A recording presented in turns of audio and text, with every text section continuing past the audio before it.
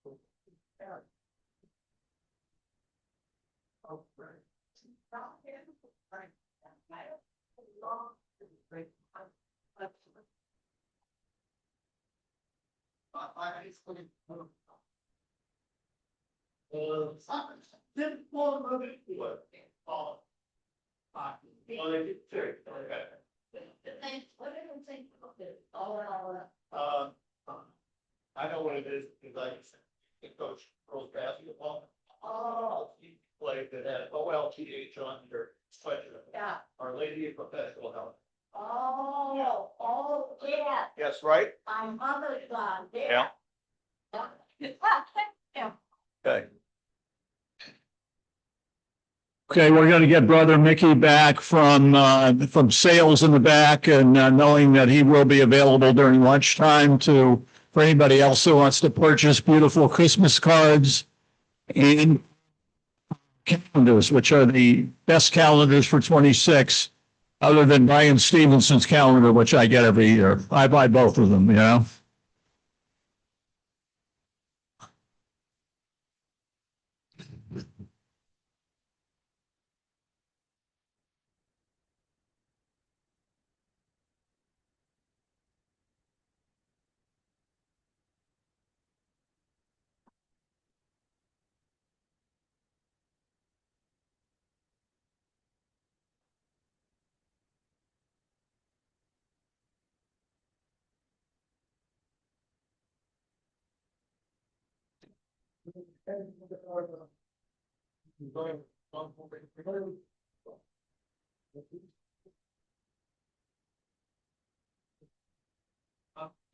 All that. I know. I know. Look at you. Good sales.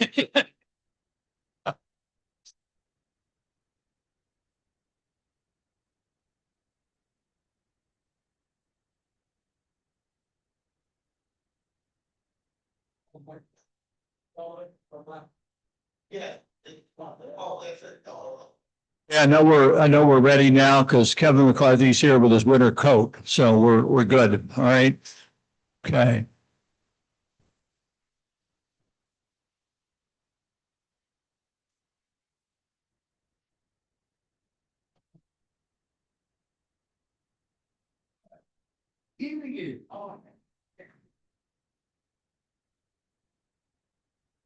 Yeah. I'm gonna start on that. They're not as much as the less done.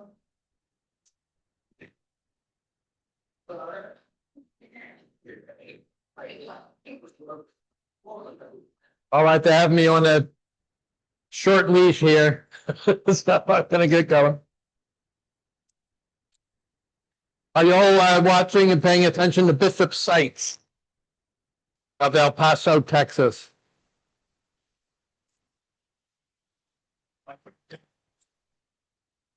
You're his best friend? Oh, wow.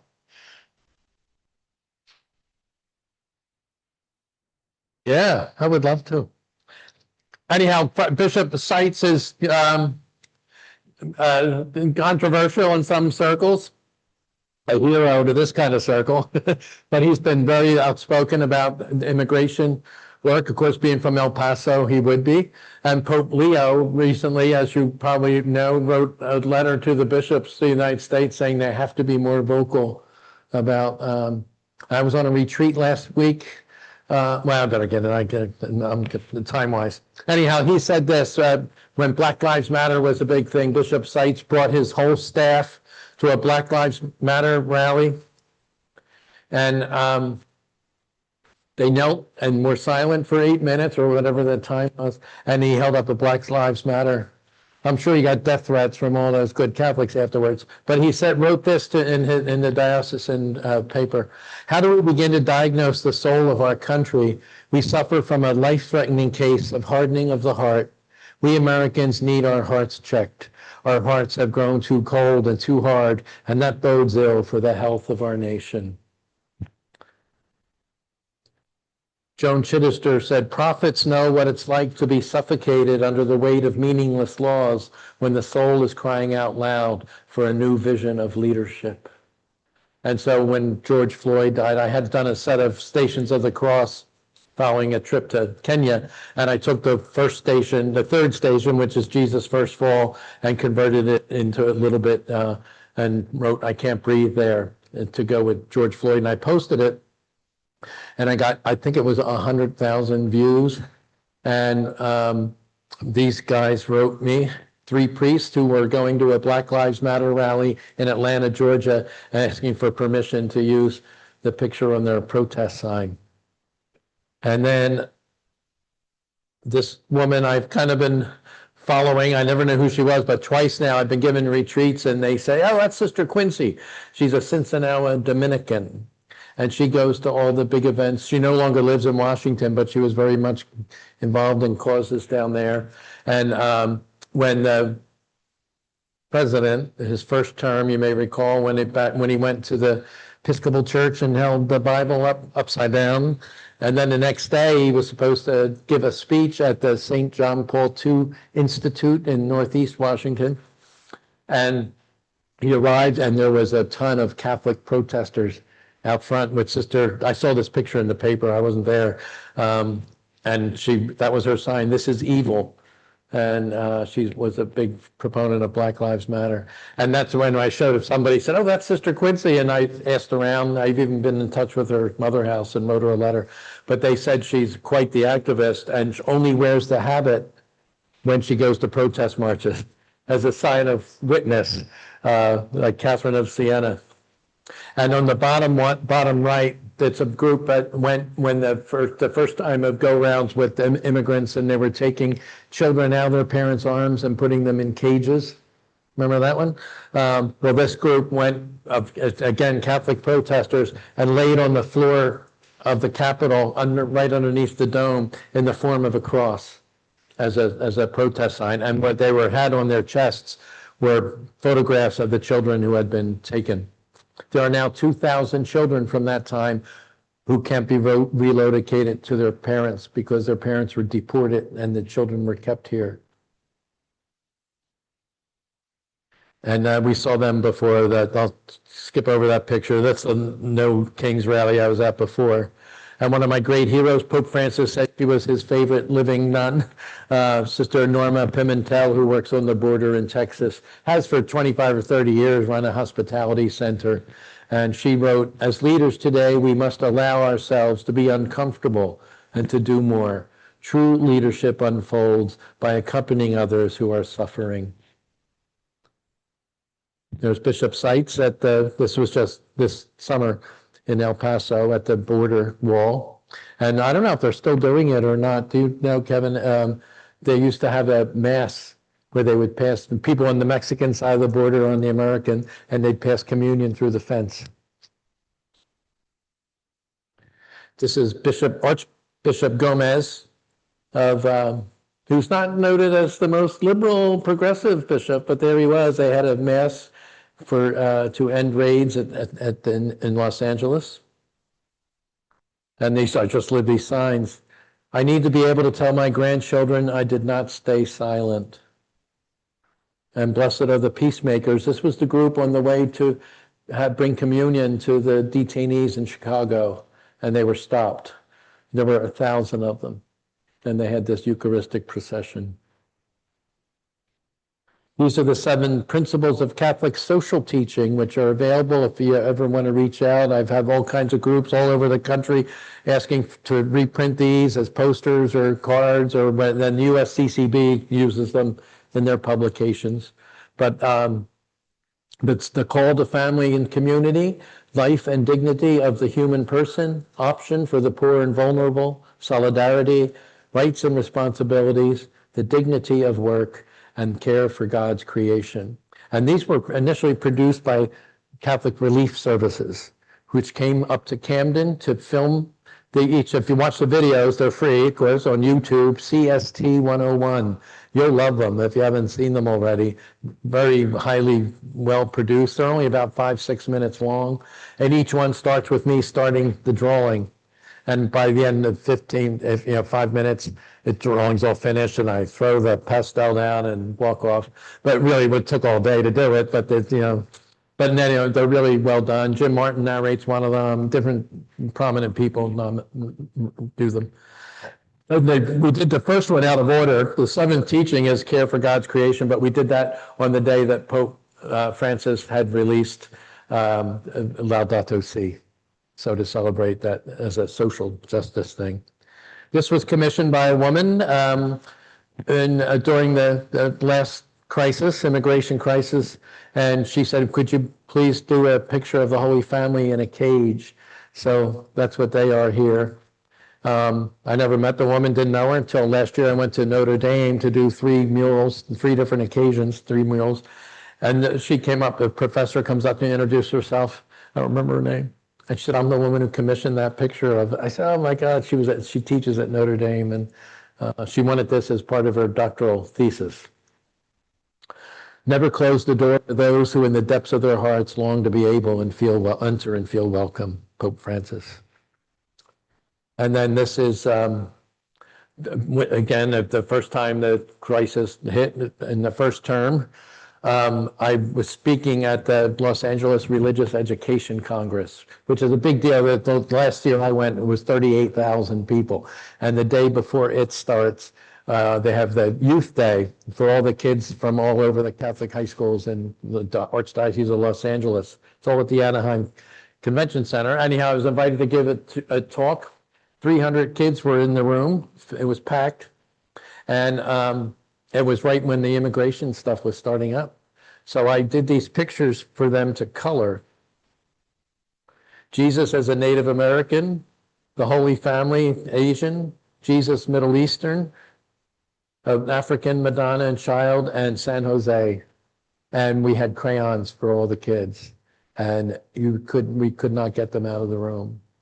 The session was over, and the next group was trying to get in. I'm telling the kids, you gotta go. And one of my friends who was helping me, she was walking around the room, and a boy looked up at her and said, I never saw Jesus look like me before. And I thought, oh, this is awesome. Well, at the time we couldn't get them out of the room, one of the teachers came up afterwards. She said, you have no idea what this meant. Then I said, why is that? And she said, these kids are scared to death to go home and find that their parents have been taken, because she said it's happening. So all the Spanish, and there's a lot of Spanish kids, you imagine, in Los Angeles. So I thought, well, this is where art is healing. I don't know how many times I'd tell me, come on, you got to put the crayons down and leave, but it was calming them down, making them feel special. She herself was a Latina, and I I said, how about you? And she said, well, I'm a citizen. She said, but my mother's not. And she said she's afraid to go out of the house. So this was what, 8 years? When did it first start? So that's a picture of the kids coloring. And then I just love this one. Only a teenager in California would think to put sunglasses on Jesus. Pope Francis said, young people, you have it in you to shout, even if we older people and leaders keep quiet. So I want to share in our little bit of time before lunch the lives of two of my favorite servants of God, both on their way to heaven, or to sainthood, I mean canonization, and that's Thea Bowman and Dorothy Day. And we don't have time to get into all their lives, just for things of interest to us today, I think. But Dorothy Day was born in 1897 and died in 1980 at the age of 83. And in her last year, she couldn't get out of the house. She had heart trouble. And so she was confined to the Catholic worker house. And she had a woman doctor for the first time in her life. And this woman doctor said later how much she loved visiting Dorothy for house calls, at the worker house. And she said she shared so many stories, and she often wanted to write a book to talk about her encounters with famous people and writers. She was a very close friend of Eugene O'Neill back in their drinking days and before her conversion in New York and all that. I mean, fascinating stuff. But then she said, but I'm not going to write the book because people will think I'm just doing it to get attention on myself. But anyhow, Mother Teresa came to speak at the United Nations, and Dorothy couldn't get out of the house. So Mother Teresa went to the Catholic worker to meet her before giving her speech. And they had tea together. So this little cartoon there is based on that photograph taken of them having tea at the Catholic worker. But the part I want to emphasize today is how creative she was. Always a writer. They said the people at the worker who knew her back in the day said she always loved, but people would randomly come. They wanted to meet Dorothy Day because of her reputation, except if she was writing an article. Then they were told she's not available now. Please come back after she finished writing. She had a column in the Catholic Worker newspaper her whole life, on pilgrimage it was called. And that was more important to her than anything. But she went to study journalism at the University of Illinois in 1915. The only time women went to college then was to find a husband, and her father was a sports journalist, so she was kind of following in his footsteps. He was furious with her. They never had a warm, fuzzy father-daughter relationship because he said to her any number of times, there's no place for women in journalism. And he was kind of more embarrassed about his daughter doing this. So anyhow, there she is at the University of Illinois, and her roommate became her very best friend. And she said she loved her in every way. She said not only was she physically gorgeous, but she was deeply intellectual, and she was a terrific writer. And she's the one that introduced Dorothy to the Russian novelists. And over the course of her entire life, she read War and Peace 12 times. I can't get past the first paragraph in a Russian novel, with the names and everything. And she knew Dostoevsky inside out. She loved Dostoevsky. And anyhow, the problem was her friend, Raina, was Jewish. And in 1915, at the University of Illinois, because she was Jewish, she was not allowed to live on campus. She was not allowed to join a sorority. She was not allowed to write for the school paper or yearbook. She could do none of that. And Dorothy was horrified. She said, where are these so-called Christian churches defending her, or the American government? So this was her first inkling into social justice stuff. And Raina ended up moving to Russia, joined the Communist Party, and committed suicide in Russia like 10 years after this friendship. But this has really turned Dorothy off to Christianity. Because she was seeing what hypocrites, where nobody is talking about this anti-Semitism. And she loved Jewish culture all her life. And she named her daughter, gave her a Jewish name. And her middle name was Teresa, because she loved Teresa of Avila. So she's the one that stood up the most. So anyhow, and then the Catholic workers found it, and she started the newspaper. And there's the quote, "In the end, beauty will save the world." And in her last years, her older years, she became an avid weaver. She loved weaving as a meditation experience.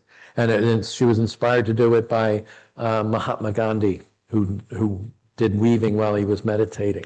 There's famous pictures of him sitting at the loom, and that following his example, she did that. And when she went to Calcutta in the 1960s, long before Mother Teresa was a household name, she visited Mother Teresa's place. And she, at the end of Mother Teresa said, "Would you please give a talk while you're here to my novices?" So it was totally unplanned. She had no idea what to say. So for 1 hour, she talked to the novices and spoke of her love for Mahatma Gandhi and how he was fighting against injustice and all the things in India in his day. And at the end of her talk, Mother Teresa pinned one of the sisters' profession crosses on Dorothy's blouse and said, "You're one of us."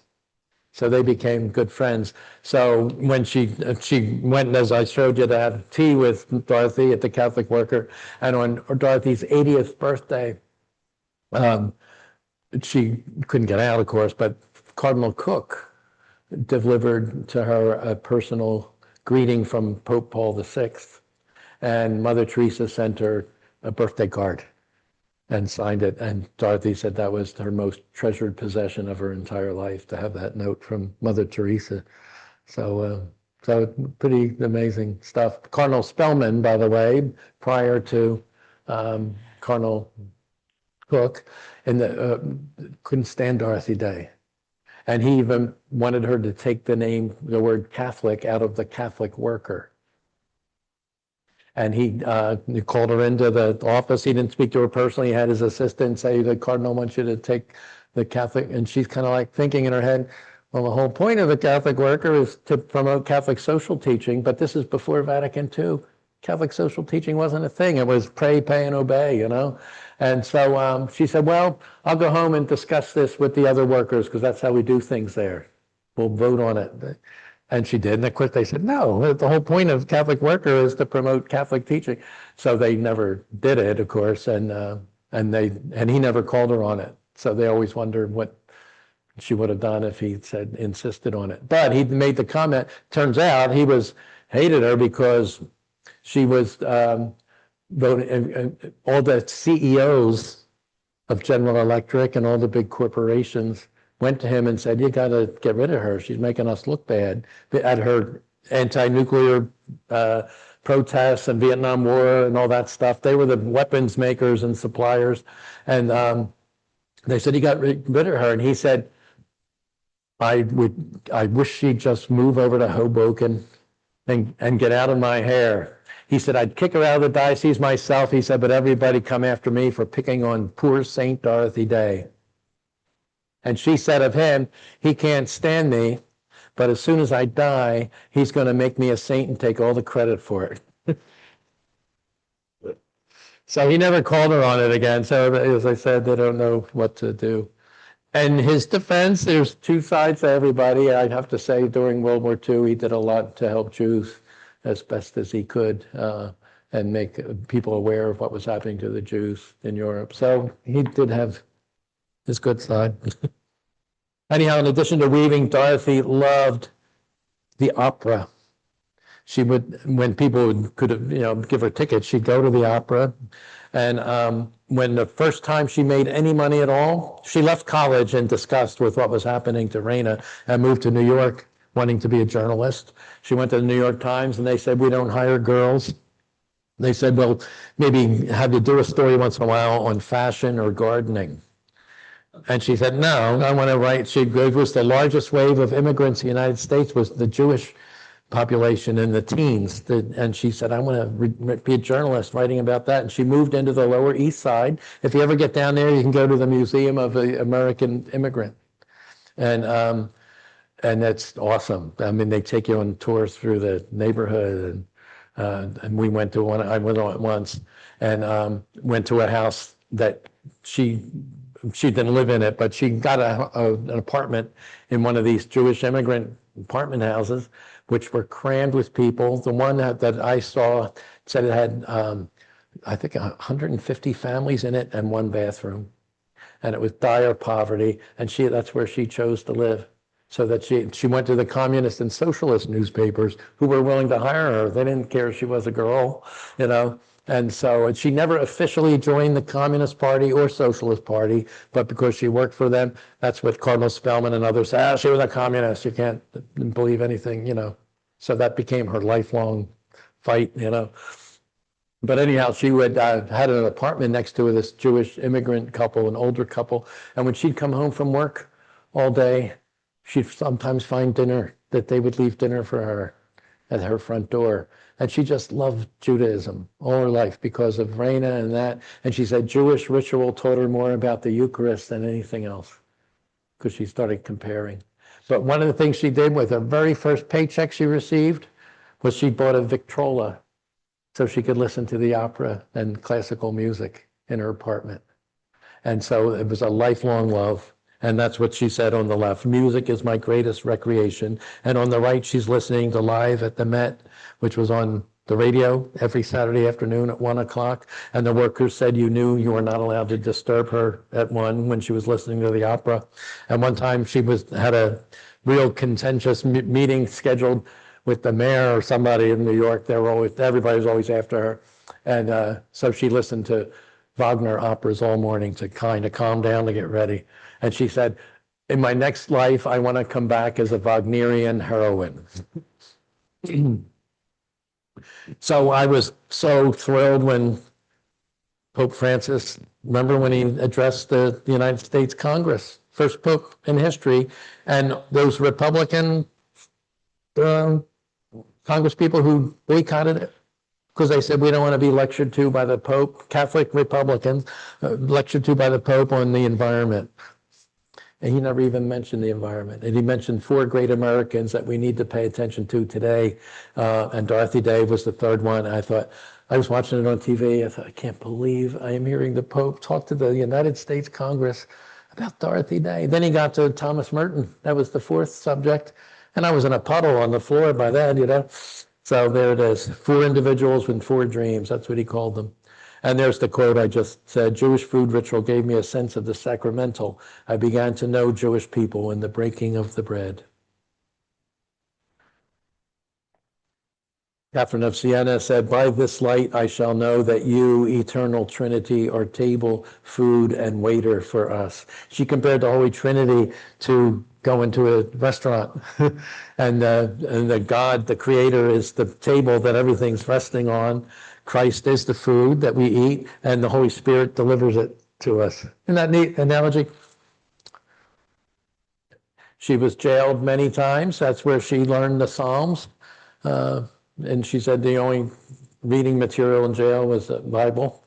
And then when she loved Pope John the 23rd and went to Rome when he came out with Pacem in Terris, and with a group of 50 women called Interfaith Women Against War. And they had have a little protest. And he was sick with cancer by then, so he couldn't see them personally, but he singled them out in his address in the audience. I'd like to welcome Dorothy Day and the people that are here. And she went and distributed copies of articles she had written against nuclear, disarmament and all that, and distributed them to every cardinal and bishop that was voting on Vatican II talks on what do we do with nuclear stuff. So she gave them, here, read this article, and they voted that it's morally wrong. And she stood on the steps of St. Peter's as they were all coming out of their limousines and coming in to meet. There she is on the left, having coffee. She said, anybody can come and serve coffee, and many people were coming to help, and she was grateful for that, but she said, Jesus doesn't really happen until you're sitting down and talking to the people that you're having coffee with, not just handing it over and feeling good about yourself, but to actually meet the people and hear their story. She loved the quote from Catherine of Siena, all the way to heaven is heaven, because Jesus is the way. In all history, popes and bishops and father abbots seem to have been blind, power-loving, and greedy. I never expected leadership from them. It's the saints who keep appearing all through history who keep things going. And on the right, no matter how corrupt the church may become, it always carries within itself the seeds of its own regeneration. Isn't that beautiful? And that's the stuff we have to think about today, you know? Both of those quotes. She said on the Feast of St. Peter Claver, if you ever read her journals and letters, they've all been published. But she said that he was the Jesuit who greeted slaves in Colombia as the slave ships arrived. He'd bring food and clothing and shelter and all that to those who survived the trip. But she said, it's nice he did that. She said, but where were saints to try to change the social order, not just minister to slaves, but to do away with slavery, so that the modern saint can't get away with just doing nice things, the corporal works of mercy, which her whole life was dedicated to. She wasn't putting it down, but with that kind of work together towards justice. She said, cry out with 1,000 tongues, I see the world is rotten because of silence. Catherine of Siena said that. And Dorothy had an encounter with the KKK in Atlanta. They drove by one night at midnight. She was speaking to the woman director of the Catholic Worker House in Atlanta, which was getting a lot of trouble because they were admitting black people and giving them food. And they were sitting up late at night at midnight, and a car went by and shot. They had a rifle and shot to try to shoot her. And they missed, thankfully. But it was the KKK going after Dorothy Day. She said, we are nourished by Christ's flesh that we may grow to be other Christs. She loved Therese of Lisieux and wrote a biography of her. If you want peace, work for justice, which is a quote from Paul VI that she put on protest signs when she'd go to rallies. And she told the Catholic workers, when you go, don't just put make love, not war, or end the war, and put flowers all over. She said that's what the hippies and flower children are doing. She said, we want to put quotes from scripture and things the Pope said. So when they come after us, we can say, you said it in the first place. So Pope Paul VI said that in his address to the United Nations, and that became her favorite. We can throw our pebble in the pond and be confident that its ever-widening circle will reach around the world. The one on the left was done as when do you want me to shut up? You got to wave me down there. Do I have, how many more minutes can I have? 2? Oh, geez. You're so generous. I wanted life, and I wanted the abundant life, and I wanted it for others too. She wrote that in her memoir, and I was invited. It's one of the biggest blessings of my life to do the cover art for the Liturgy of Sending, it's called, and it was at St. Patrick's Cathedral several years ago. And it's when all her writings, for 10 years, they had 100 volunteers across the country transcribing all her writings, both published and unpublished, letters, everything that she ever wrote. And they had to do it in such a way that there was a blank piece of paper on the opposite side.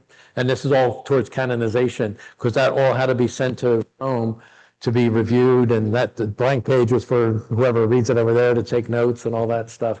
And it took 10 years for 100 people to do that. And it was all right there in the sanctuary of St. Patrick's Cathedral. It was three quarters of a ton of paper. That's how much she wrote. And it was in all these big crates, and Cardinal Dolan had to bless it with special wax. And it was a beautiful ceremony, and that apparently, who knew any of that happened? It's called the Mass of Sending. Anyhow, I'll end here now, but this is one of her quotes that I love. If we could only learn, the only important thing is to love, and to show and express that love over and over, whether we feel it or not do anything but love, love, love. She said it 3 times, but I put them all in there. And a guy came up to me after once, he said, you think that's where the Beatles got inspired to write that song, Love? So I use that quote as I do communal mural projects now. Just did one last week, in the last 2 weeks.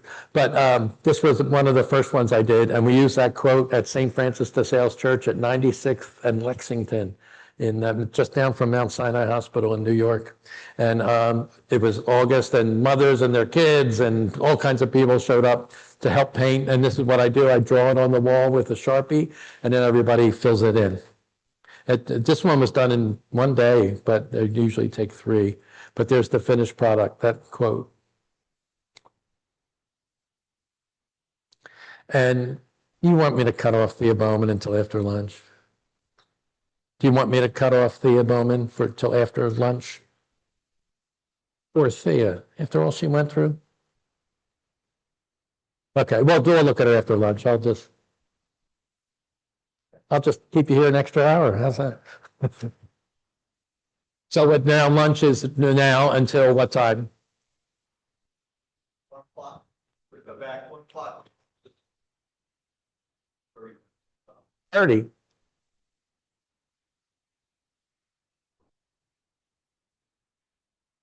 I'm gonna talk about Thea Bowman right now.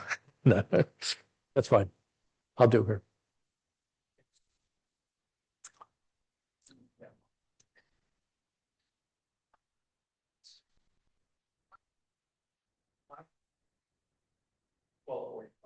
Yeah. Yeah. Give you more. All right. Okay. And you'll be back, Oh, yeah.